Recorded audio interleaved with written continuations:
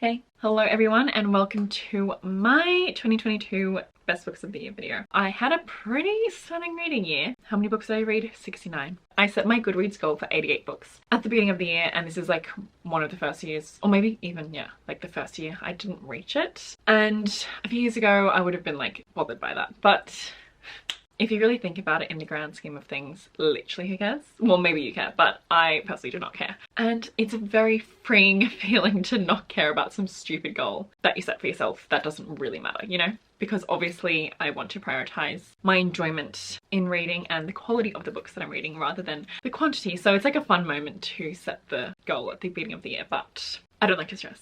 So let's get into it. I have found some new all-time favorites this year, so I'm really excited to talk about them. But yeah, so I have them in sections. So first we'll talk about my non-fiction faves. And I feel like it's important to state that it was really hard to create this list because, like I said, I read a lot of good books. It was tricky, especially with non-fiction, because I read some stunning non-fiction books. But first, let's talk about Word Slut by Amanda Montell. I listened to the audiobook of this and the whole time I was just like, exactly. Basically, this is a feminist guide to taking back the English language. So Amanda is a feminist linguist and she deconstructs language in this book, from insults, cursing, gossip and catcalling to grammar and pronunciation patterns, to reveal the ways it has been used for centuries to keep women and other marginalized genders from power. Ever wonder why so many people are annoyed when women speak with vocal fry or use like as filler? Or why certain gender-neutral terms stick and others don't? Or where stereotypes of how women and men speak come from in the first place? Honestly, I recommend this book to everyone. It definitely helped me understand why so many people get annoyed at the way that I speak sometimes,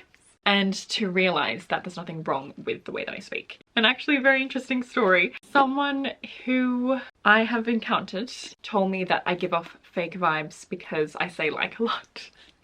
It was very interesting. Anyway, so I was literally like, I think you should read Word Slut. I loved this book. It gave me so much clarity and it also is really like funny, and I also love it because it kind of gives you tips on what to say when people like try to bring you down for speaking a certain way. I can't wait to reread this year, annotate it, because like I said, I listened to the audiobook so I can have my tabs ready to go, so when someone tries to insult me I can be like, actually.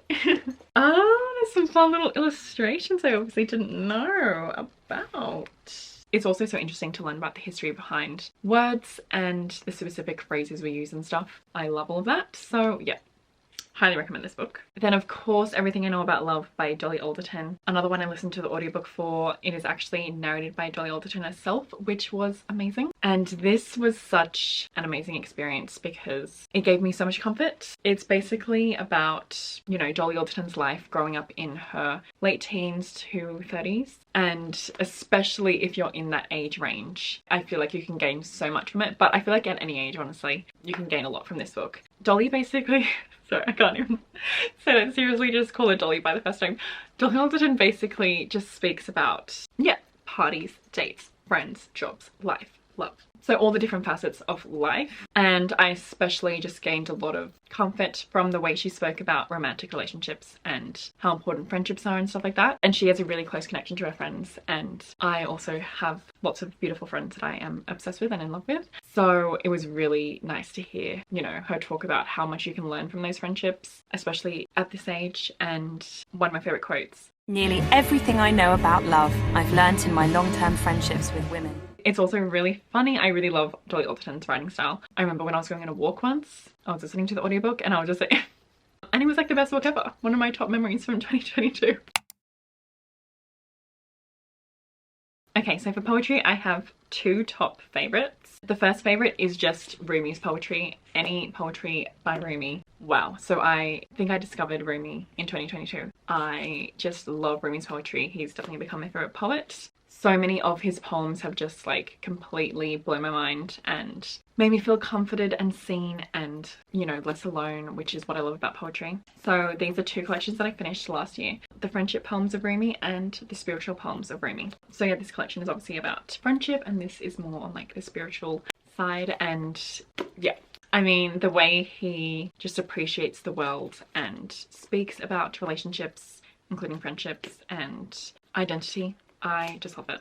So thankful to Tess who told me to read Remy. Then I also discovered Orion Carlotto, who I love, and I read her collection Film for Her, which is actually poetry as well as like photos and essays and stuff. So it's like a mixed media vibe, which I loved. Oh my god.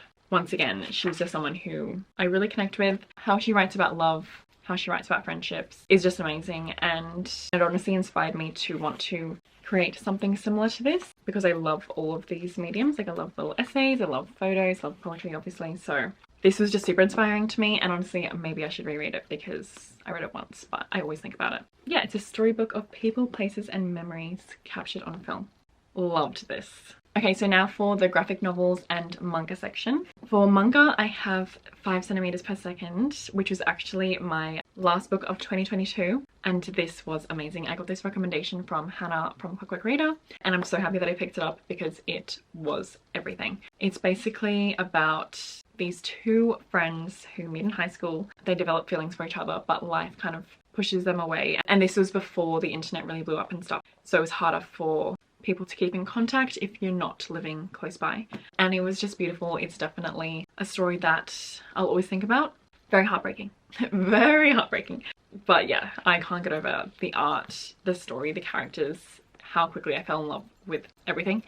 Wow. And I can't wait to watch the movie. I know it's gonna break me, but I also know it's gonna be beautiful, so yeah, loved this. And honestly, I need to get back into my manga moment because this was everything. So if you have any recommendations, especially if they are just like, you know, 1 volume and that's a story, please let me know because I would love to have them. And then for graphic novel, Still Alive by Safta Ahmed. Wow.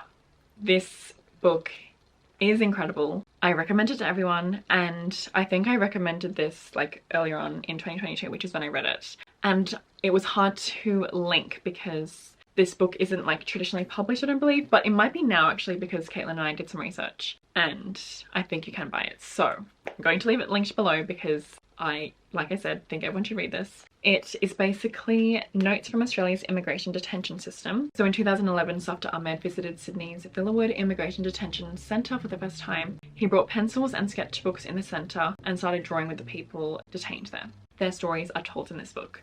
So it gives you the reality of what it's like for them, how horrific the conditions are, how inhumane the detention system is. So obviously it's very informative, but it's also a searching reflection on their redemptive power of art. So it shows how people can express themselves through art and how it can be therapeutic, how obviously important art is. And one of my favorite pages is on page 17. So some people say how horror like has no value as a genre, and it really pisses me off. So this is one of my favorite retaliations. So basically this person is talking about how they made like dark art, and the work that was dark confused their mum and dad. They were like, why don't you draw something nice to look at? It doesn't seem healthy. I used to draw weird and morbid visions inspired by horror films and heavy metal music. I still do. Some argue this stuff will bring more negativity into your life, when in fact, horror aestheticizes fear and anxiety in such a way as to transform them from sources of dread into vehicles of fascination and enchantment. Rather than bring the darkness, horror releases it. So yeah, absolutely recommend this. This is just one of the best books I've ever read. Read it, please. Okay, so the last category is fiction, and I have 8 to talk about, and I have a top 4. I tried to rank them, but it's just way too hard. Anyway, so we've got Gone Girl by Gillian Flynn. I read this for the first time in 2022, which might be surprising because obviously this is iconic. It was incredible. Like, I completely understand why it got so popular because it's not only like a super entertaining read, obviously it's a thriller, but it also just has such amazing social commentary, and it is like so annotated.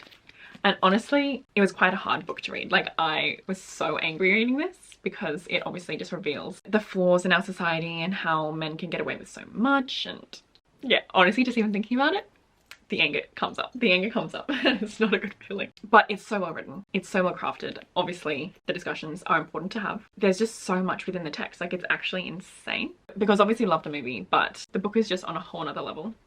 I was trying to find an amazing quote to share. Page 296. For some reason I give a thumbs up, which I've never done in my life. I can't wait to reread it. Well, actually I can wait. I don't really feel the need to read it right now, but when I reread it, it will be a moment because I know that I'll notice different things during my reread. So, Gone Girl, love you. Then we've got Alone with You in the Ether by Olivia Blake. loved this book so much. Basically, this book has such beautiful writing, such beautiful characters, and it's a super beautiful and complex and heartbreaking story as well. So basically, it is about these two people who fall in love. It's definitely not like a typical romance story. Yeah, it's quite messy. The characters obviously have flaws. It's a complex story. I feel like it shows the complexity of love. Oh, wow. Look at my stunning annotations. Wow. Love this book. Yeah, this was definitely love at first sentence. There would be times, particularly at first, when Reagan would attempt to identify the moment things had set themselves on a path to inevitable collision. Thank you, Pasquale, for writing some notes. I wrote a Who Am I romance. Thought-provoking, gave me clarity, learned things about myself. It's about two broken people. When I read this, I definitely had that magic feeling of like, wow, reading is actually just so incredible and can completely transport you, you know? Anyway, so speaking of Olivia Blake, another one of my favorites is Clean by Olivia Blake. So Olivia Blake actually started out writing fanfic, I believe, and this is one of her works of fanfic, and this is Hermione fanfic. And this time, like this period of time when I was reading this, I was buddy reading with Caitlin. It was literally just me smiling the entire time because wow, really well written and such an amazing love story. Honestly, my favorite romance of the year, which I've just realized I barely even have any romance on this. That is shocking. I kind of did slack on reading romance in 2022. That needs to be rectified in 2023. But anyway, Clean, yes. So this is Hermione fanfic, so I'm obviously already familiar with the characters and the world, which is such an amazing thing. And I'm sure people who have been reading fanfic for years are like, yeah, we've been known. But I unfortunately was not really part of the fanfic world. I used to read like Justin Bieber fanfic when I was like 14.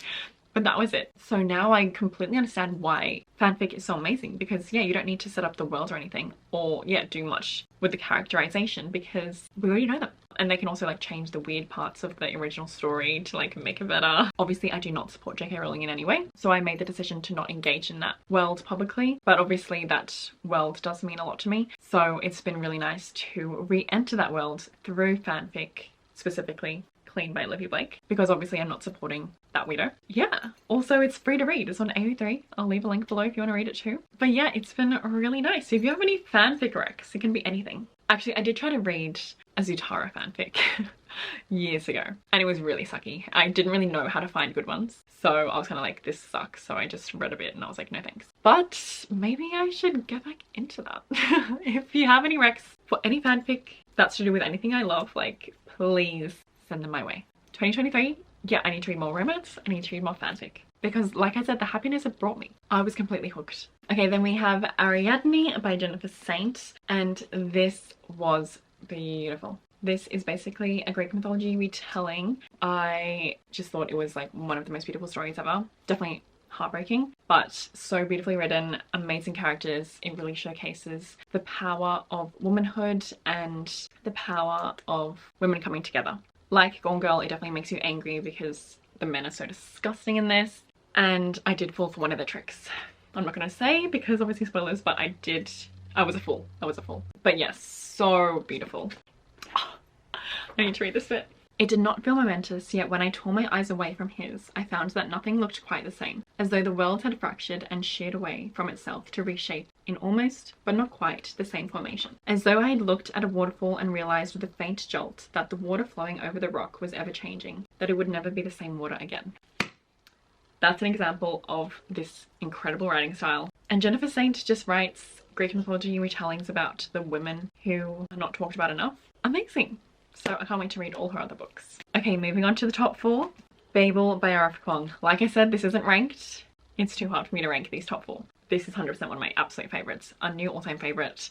Are you kidding? Like this book, wow. So unique, so well written. It's basically set in Oxford 1836. This is honestly the dark academia book of my dreams. I feel like so many of the popular dark academia books are just like filled with white people, and it doesn't fully like get into white privilege and systemic racism and stuff like that. But this does that. So yeah, this dissects institutional racism. It has beautiful writing. It has amazing characters. It has an engaging plot. What more could you ask for? This is basically about Robin Swift, who is orphaned in Canton and brought to England by a mysterious guy. So he goes to this magical Oxford and he meets these friends, and obviously there's this bigger plot going on, which I don't really want to say because I feel like I should just go into it. But I can't sing this book's praises enough. It is, like I said, everything I want in a dark academia book. This is very much influenced by real events. So it shows the devastating effects of colonialism. It discusses racism in a really raw way that I feel like I've never seen quite done before. Like this specific way, especially with, it's hard to say without spoilers, but basically, how do I say it? Okay, what I'm trying to say, I think it's not possible to say without spoilers, so I won't say it. But yeah, just read this book. It's incredible. There's so much to unpack here. Like, it is truly a masterpiece. One of the best books I've ever read. Definitely recommend it to everyone. Impeccable. Then we've got a Sally Rooney. We've got Beautiful Wells Are You. And this, wow. I always think about this book. I have such fun memories because I read this when I was in Bali. So like reading it in the Bali sun, wow. And you may know that I love Normal People by Sally Rooney. But honestly, this could be my favorite Sally Rooney book. I feel like I need to reread Normal People to really lock that in. So I'm not locking that in.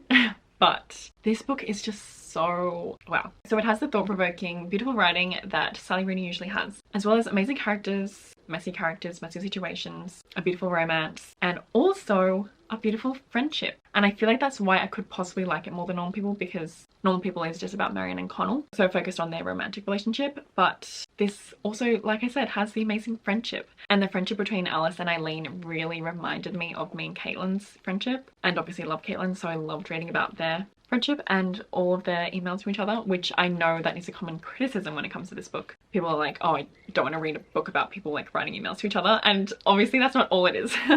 But I loved those emails. Like, I could read a whole book of that. It's basically just them like writing to each other, like talking about their observations on life and what it means to be human and just anything that's on their mind. And I love those conversations, so I was loving those emails. Wow, there is a beautiful romance in this as well, and lots to say on the world. Yeah, I just love Sally Rooney. She's one of my favorite authors, so yeah, loved this. Then we've got Acts of Desperation by Megan Nolan, and this was incredible. It was actually such an interesting experience because Caitlin and I buddy read this from February to June, so it took ages. But it's not because we weren't enjoying it. I think there are a few factors, including the fact that it is kind of hard to read because it's so real. Like, I remember thinking, Megan Nolan, get off my back. Like, it felt like she was watching me, and she was perfectly articulating thoughts that I'd had, and I was like, this is it's a bit too real, you know, because obviously I love those books, but sometimes, you know, if life's getting you down, you don't really want to read a book like that. You want more of an escapist vibe. So this is definitely not that. This is the real, like, wow, gives you a lot of clarity, definitely makes you feel seen, but in a scary way, but in an amazing way. So yeah, this is basically an anti-romance. So it talks about this girl who is so obsessed with romantic love in an unhealthy way and really relies on male validation. So yeah, it was very thought-provoking, very insightful, very well written. Yeah, like I said, it was hard to read, but it was incredible. Like, wow. And this was her debut novel, which is just like so hard to fathom. So cannot wait to read everything else that Megan Nolan writes. And lastly, The Stationery Shop by Marjan Kamali. Wow, this book. Actually, I think I said Clean was my favorite romance. No, this is my favorite romance. I just kind of forgot about this because this is also not like a typical romance. Basically, it's about these teens in Tehran. Yeah, so we follow them when they're teens and then also when they're like really old. Once again, it's like a heartbreaking story, but it's so beautiful. And like, I can't even talk about it probably because it's just so wow. Yes, Roya, of course. Oh, Mr. Fucked. Oh, Barman. Barman. Oh my god, I forgot. My heart's racing.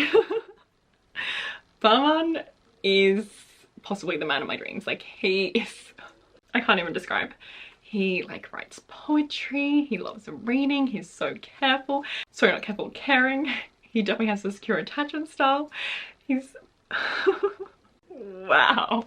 This book is so beautifully written. Yeah, grab your tissues, literally grab your tissues. Like, it is wow. It also talks about the political state of Tehran at that time. Oh my god, my finger just nearly got caught. So yeah, it starts in 1953. So Roya and Bahman are living amid political upheaval, and Bahman is a real big activist. So you definitely learn a lot and also fall in love with these characters and this story. And wow. I don't know why I can like barely even talk about this book because it's just so good. Maybe this is my favourite of the year. I don't know. Maybe. I'm not looking that in.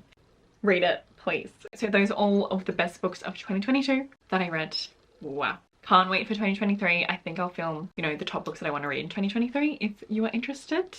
But yeah, I would love to know what books you loved in 2022 and if you can choose a favourite. I'd love to know that, obviously. But yeah, an amazing reading year. Thank you so much for spending the year with me if you were with me during 2022, or if you discovered me during 2022, thank you so much for being here. I really appreciate it. So if you're looking for more content from me, I have a Patreon always linked below, and that is where I upload extra content like extra vlogs. We do a monthly live show, we do a monthly buddy read, etc. In January we are buddy reading.